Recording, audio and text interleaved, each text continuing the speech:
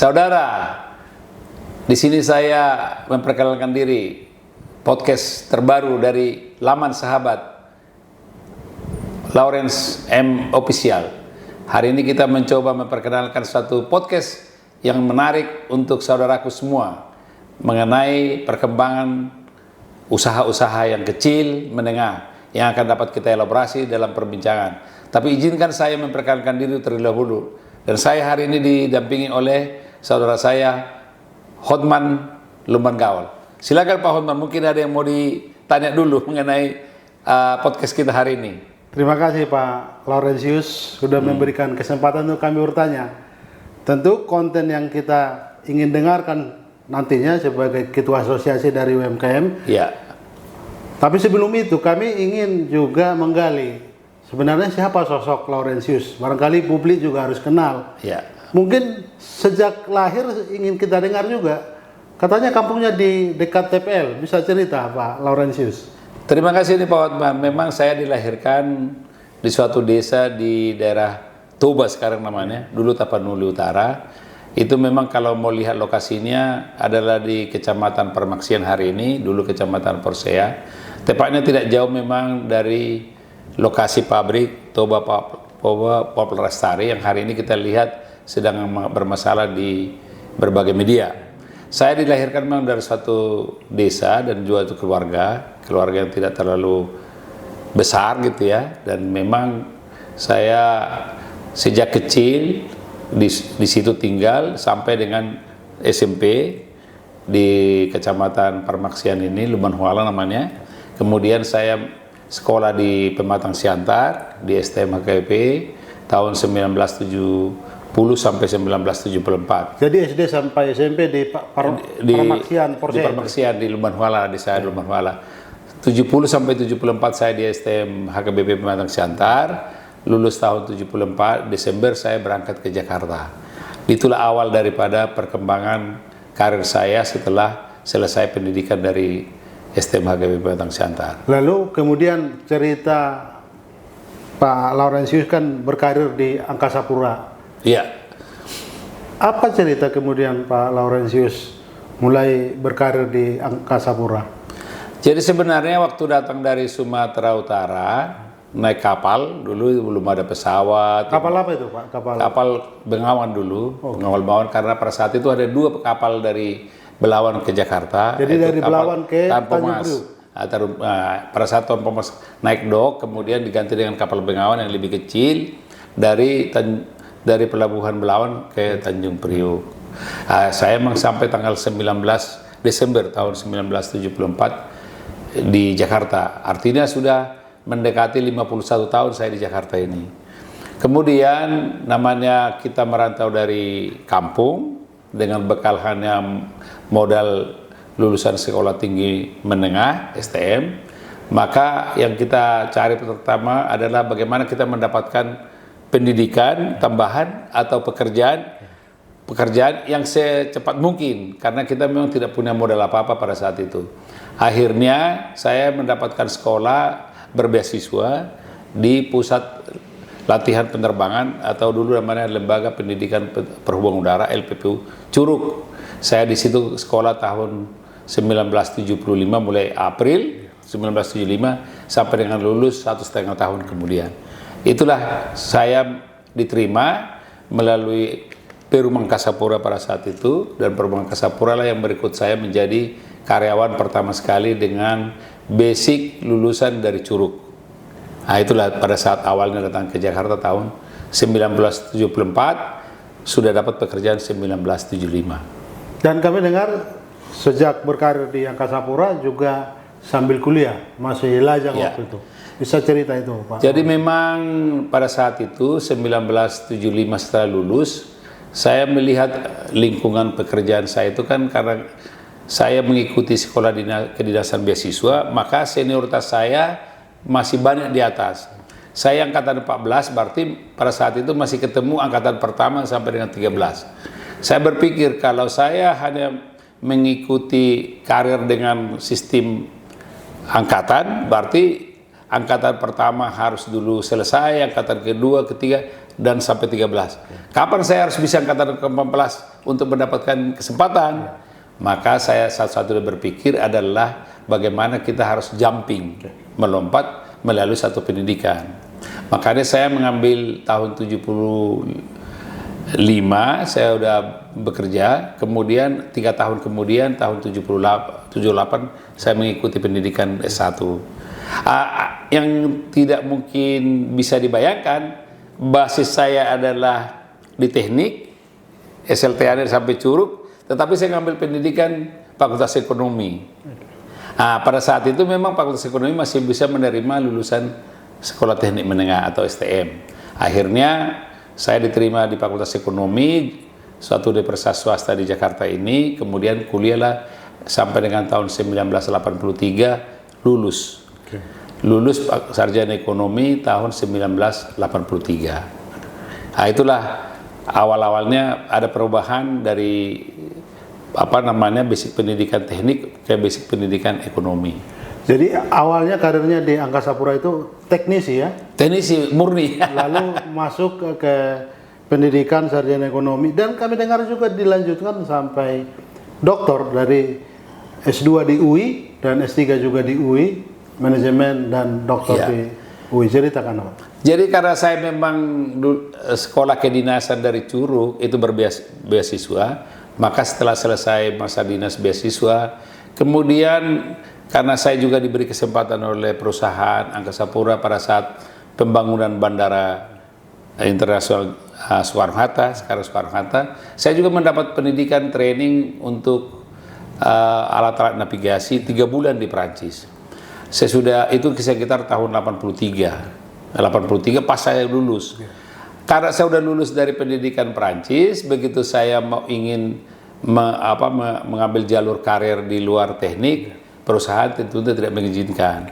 Maka saya sampai tahun 91 masih di teknik, di divisi teknik elektronika pada saat itu. Kemudian karena saya melihat karir saya di teknik ini tidak akan juga bisa bertumbuh berkembang, maka tahun 92 mulai ada dibuka program pasca sarjana di UI. Program pasca sarjana di UI, kemudian sudah dimulai dengan program ini Magister Manajemen. Akhirnya tahun 92 saya diterima di pasca sarjana UI jurusan Manajemen Accounting. Kemudian atas juga jasa daripada perusahaan, saya juga mendapatkan beasiswa dari kantor pertama sekali di perusahaan Angkasa Pura pada saat itu, dan namanya sudah Angkasa Pura II. Saya mendapatkan kesempatan untuk mengikuti pendidikan pasca sarjana Magister Manajemen di Universitas Indonesia. Lulus tahun 93, karena 91 sampai 93, 92 sampai 93 ya. Jadi 93 saya mendapatkan kesempatan untuk lulus dari program S2 UI. Ya. Jadi artinya coba kita lihat, saya lulus S1 83, saya masih berkarir di teknik itu dari 83 sampai dengan 91, 92. Begitu lulus 93 barulah perusahaan menempatkan saya sesuai dengan pendidikan S2. Jadi Bapak mau sebutkan itu berdampak ya pendidikan itu ya? Oh iya pasti. Jadi kalau kita mau merubah karir, mau berubah cara berpikir, bagaimana kita supaya bisa lebih berkembang, ya tempuhlah jalur pendidikan. Karena saya sudah lulus S2 jurusan Magister Manajemen Accounting dari UI, kemudian ya pada saat itu satu-satunya lulusan S2 jurusan Manajemen Accounting di Angkasa Pura adalah saya. Hanya satu-satunya yang dapat lagi kesempatan itu diberikan beasiswa. Makanya karena saya turnaround di situ, jadi mulailah saya pindah ke komersial pada saat itu tahun 93, dan tahun 94 saya diberi kesempatan menjadi setingkat manajer di perusahaan. Sampai seterusnya itulah karir itu berjalan gitu ya. Dan akhirnya di puncak karir Bapak di Angkasa Pura itu kan, kalau nggak salah 2 kali menjadi direktur keuangan di Angkasa Pura 1 dan 2. Tentu tadi karena pendidikan. Ya. Apa yang Amang dapatkan dari pengalaman menerima karir di Angkasa Pura, suka dukanya barangkali kita mau dengar agar terus bersemangat untuk belajar begitu. Ya memang kalau kita dulu diskusi waktu kita kuliah di S2 UI, karena itu Magister Manajemen gitu ya, kita dulu mengatakan setiap lulusan daripada S2 saat itu harus menjadi direksi kalau di perusahaan. Kalau di instansi pemerintah harus menjadi pimpinan. Makanya cita-cita kita sudah berubah bahwa tidak cukup lagi di tingkat level manajerial, manajer maupun VP. Memang 5 tahun saya sebagai manajer, kemudian oleh perusahaan dipercaya 5 tahun kemudian menjadi di level VP namanya sekarang atau level deputi direktur. Kemudian dari 93 ke 2002 berarti 9 tahun kemudian saya sudah mendapatkan kesempatan menjadi direktur utama anak perusahaan Angkasa Pura Sipol. Kemudian 2 tahun kemudian dari 2002 ke 2004 setelah saya menjadi direktur utama anak perusahaan PT Angkasa Pura Sipol, saya mendapatkan kepercayaan menjadi direktur keuangan Angkasa Pura 1. Direktur keuangan Angkasa Pura 1 pada tahun 2004. Sekarang kan Angkasa Pura 1 dan 2 itu sudah digabung. Kalau zaman Pak Laurentius, Bapak menjadi Direktur Keuangan Angkasa Pura 1 dan 2 itu kan berarti 10 tahun. Ya. Apa perubahan setelah digabungkan sekarang, Pak? Jadi dulu gini, jadi wilayah Indonesia ini dibagi 2, wilayah barat dan wilayah timur. Kemudian wilayah timur itu dari sisi pengelolaan bandar udara dipercayakan pengelolaannya kepada Angkasa Pura 1. Itu Angkasa Pura 1 itu mengelola bandar udara dari mulai Jawa Tengah sampai ke timur sana. Kalimantan, sebagian Kalimantan, kemudian Sulawesi, kemudian Nusa Tenggara Timur, Nusa Tenggara Barat, Bali, dan Papua. Sedangkan Angkasa Pura 2 itu adalah Jawa Barat dan Sumatera, dan juga Kalimantan Barat. Kemudian dalam perkembangannya memang sekarang ini digabung, tapi dari tahun 2004 sampai dengan 2010 saya masih tetap di Angkasa Pura 1 sebagai Direktur Keuangan yang mengelola bandar-bandar udara di bagian timur Indonesia. Kemudian tahun 2004 oleh pemerintah dipercayakan lagi kembali kepada Angkasa Pura 2. Saya menjadi Direktur Keuangan Angkasa Pura 2 untuk mengelola bandar udara di bagian barat gitu ya. Jadi artinya timur dan barat. Walaupun pada perkembangannya barat dan timur itu tidak lagi dijadikan sebagai pembagi antara Angkasa Pura 1 dan Angkasa Pura 2. Namun pemerintah pada saat itu saya di Angkasa Pura 1 masih mengelola 2 bisnis, ke bandar udara dan juga air traffic, air navigasi. Tetapi pada saat saya kembali di 2010 ke Angkasa Pura 2012 air navigasi ini yang mengelola traffic di wilayah airspace Indonesia menjadi satu perusahaan tersendiri yang disebut Perum, Lembaga Pengelolaan Penerbangan Udara atau LPP Indonesia, atau orang sekarang itu AirNav, Air Navigation ya. Kemudian memang setelah saya selesai tahun 2015 dari Angkasa Pura 2, karena usia memang dan juga pemerintah sudah menyelesaikan masa tugas saya. Kalau kita lihat hari ini memang tahun ini ya, pemerintah memutuskan Angkasa Pura 1 bergabung menjadi Angkasa Pura 2 yang disebut Angkasa Pura Indonesia di bawah holding company Injourney atau PT Aviasi Parawisata gitu ya, Indonesia. Jadi sekarang memang Angkasa Pura 1 dan Angkasa Pura 2 tidak lagi suatu perusahaan yang mandiri, tetapi menjadi anak perusahaan dari Injourney. Luar biasa karir Pak Laurentius. Sampai di jabatan Direktur Keuangan itu kan tidak mudah. Itu hak istimewa. Tidak banyak orang yang bisa sampai di level itu. Kemudian Pak Laurentius setelah purna tugas kan buat organisasi, asosiasi UMKM dan menginspirasi banyak UMKM, karena Bapak juga kan kita dengar aktif berusaha dan punya beberapa usaha, nanti kita akan tanya itu. Tapi sebelum Ya. tema-tema itu kita bahas ke depan, saya juga ingin minta pendapat Pak Laurentius. Lagi hangat juga dibicarakan karena Angkasa Pura dulu kan bagian dari Pak BUMN. Ya. Sekarang di pemerintahan sekarang mungkin BUMN ini akan disatukan dengan Danantara. Sebagai orang mantan direktur keuangan di Angkasa Pura BUMN, apa pendapat Pak Laurentius? Ya, jadi memang ini perkembangan yang sangat signifikan dalam pengolahan BUMN di Indonesia. Sampai 2024 ya, 2024 itu pemegang saham itu adalah sebenarnya adalah Menteri Keuangan yang diserahkan kepada Menteri BUMN. Makanya Menteri BUMN itu adalah pemegang saham untuk seluruh BUMN ya. Tapi namun dalam perkembangannya kelihatannya pemerintah ingin merubah bahwa sistem pengelolaan BUMN ini di bawah satu badan yang disebut BPI sekarang, Badan Pengelola Investasi Danantara gitu ya.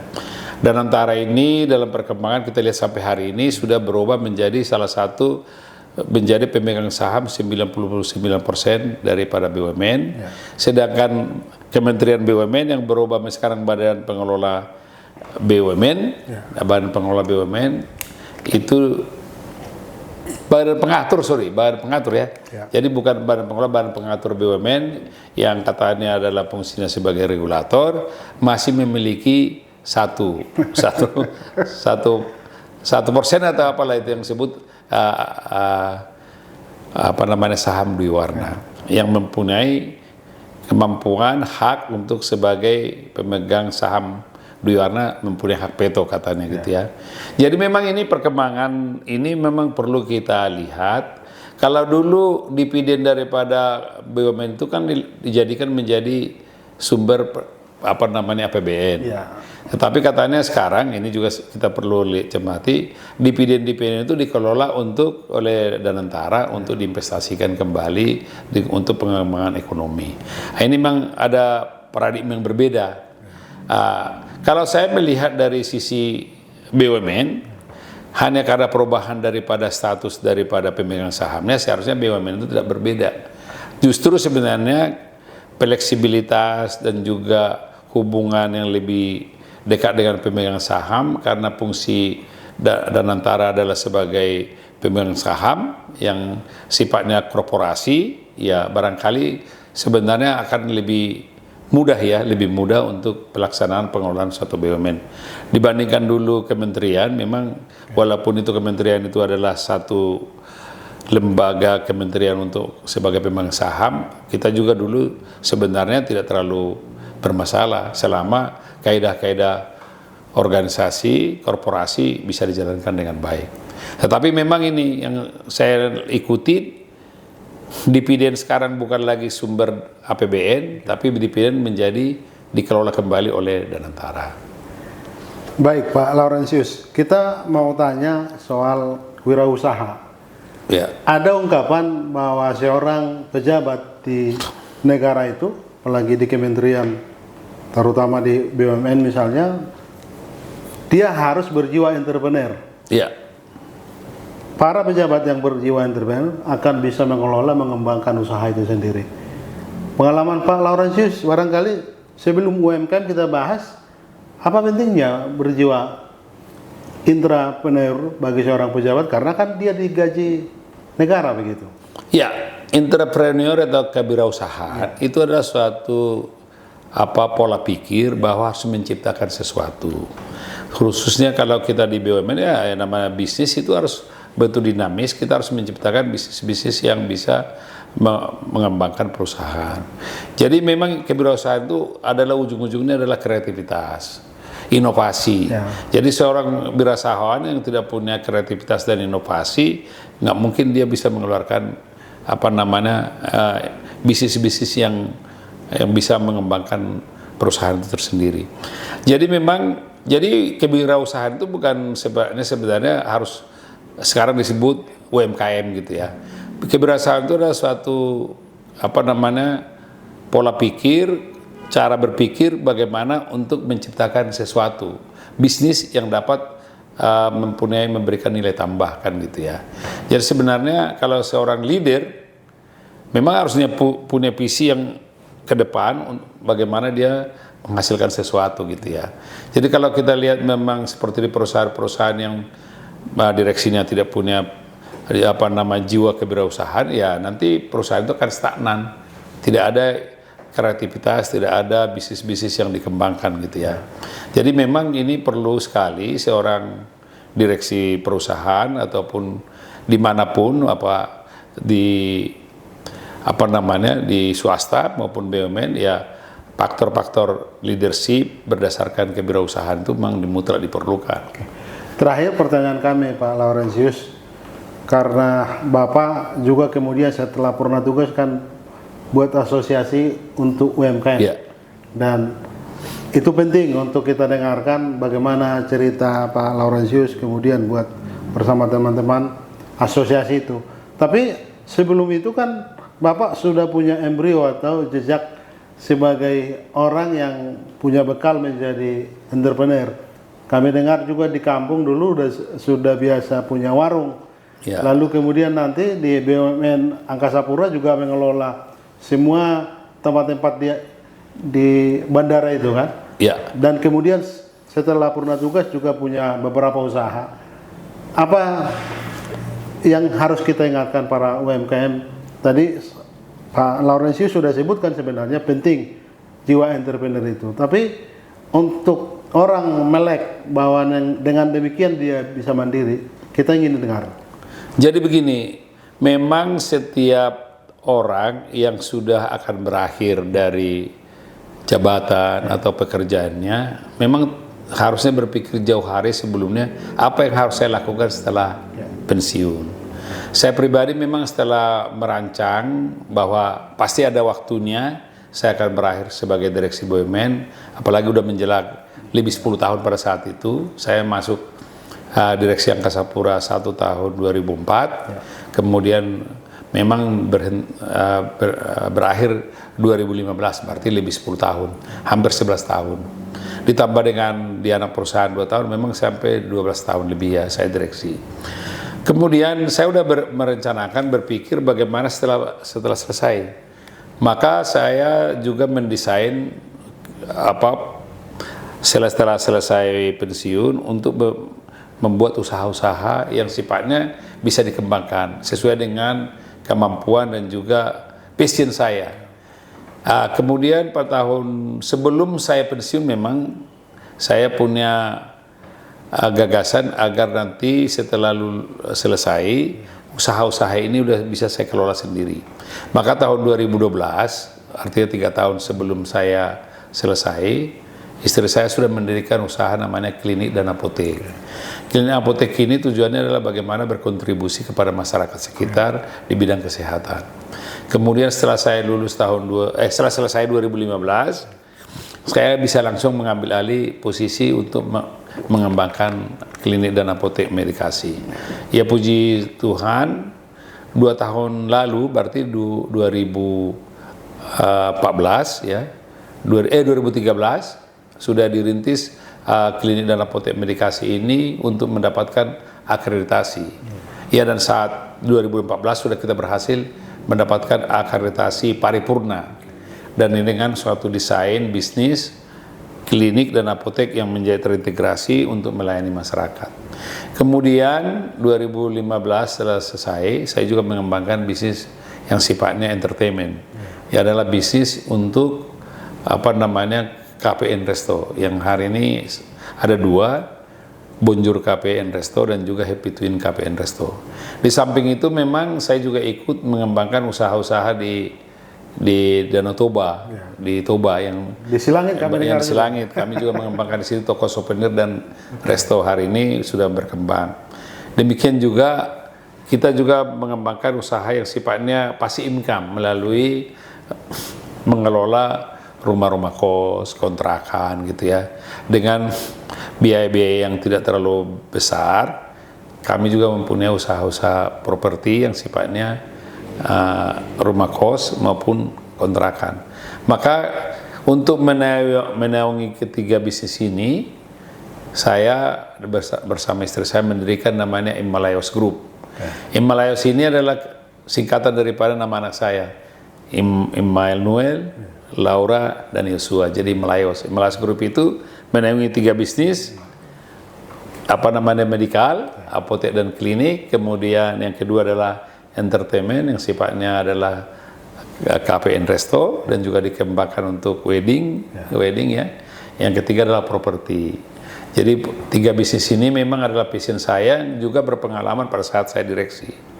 Pada saat saya direksi memang pernah saya jadi, sebelum direksi saya pernah menjadi PP marketing di Bandara Soekarno-Hatta. Jadi saya tahu persis bagaimana mengelola suatu usaha-usaha untuk dikembangkan berbagai sektor itu ya. Ada yang namanya souvenir, ada resto di Bandara Soekarno-Hatta.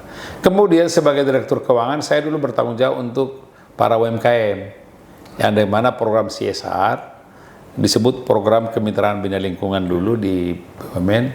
Itu direktur keuangan itu bertanggung jawab untuk menyalurkan dana bergulir untuk para UMKM dan juga untuk mengembangkan UMKM. Maka setelah 2015 saya selesai atas ajakan berbagai pihak dan juga teman saya namanya Pak Ridwan, saya diajak untuk ikut dalam satu organisasi UMKM. Makanya tanggal tahun 2021 kami mendeklarasikan 1 Oktober 2021 Asosiasi Pengusaha Mikro Kecil dan Menengah Mandiri Indonesia yang mendapatkan pengesahan pada tanggal 14 Januari 2022 resmi dari Kementerian Hukum dan HAM, Badan Hukum Asosiasi Pengusaha Mikro Kecil dan Menengah Mandiri Indonesia, disingkat AMIKIMDO. Itulah perjalanan daripada saya sekarang menjadi ketua umum untuk asosiasi ini yang sebagai mitra strategis dari para pemerintah. Pak Laurentius mungkin nanti menutup acara ini, tapi perlu kami ingatkan laman sahabat atau podcast ini kita beri tempat untuk para sahabat Pak Laurentius juga untuk bisa berkenan nanti diundang. Sahabatnya kan selain para pengusaha UMKM tadi, Bapak kami dengar juga banyak berinteraksi dengan para pejabat begitu. Mereka itu bisa diundang untuk kita berbincang, terutama untuk UMKM. Silakan Pak. Ya, terima kasih nih saudaraku, saudara kita yang mengikuti acara ini. Kami dari laman sahabat, Laurentius Manurung Sahabat. Podcast ini kita desain memang untuk berinteraksi, memberikan edukasi bagaimana mengolah bisnis yang sederhana sampai dengan yang besar nantinya. Dan kita harapkan nanti untuk pengembangan daripada podcast ini kita akan mengundang beberapa mitra strategis dan juga sahabat-sahabat saya sendiri untuk dapat berkontribusi mengembangkan usaha mikro, kecil, dan menengah. Sebagai ketua umum asosiasi pengusaha mikro, kecil, dan menengah, saya berharap podcast ini menjadi saluran untuk dapat memberikan kontribusi yang penting dalam pengembangan UMKM di Indonesia. Terima kasih, sampai jumpa. Terima kasih.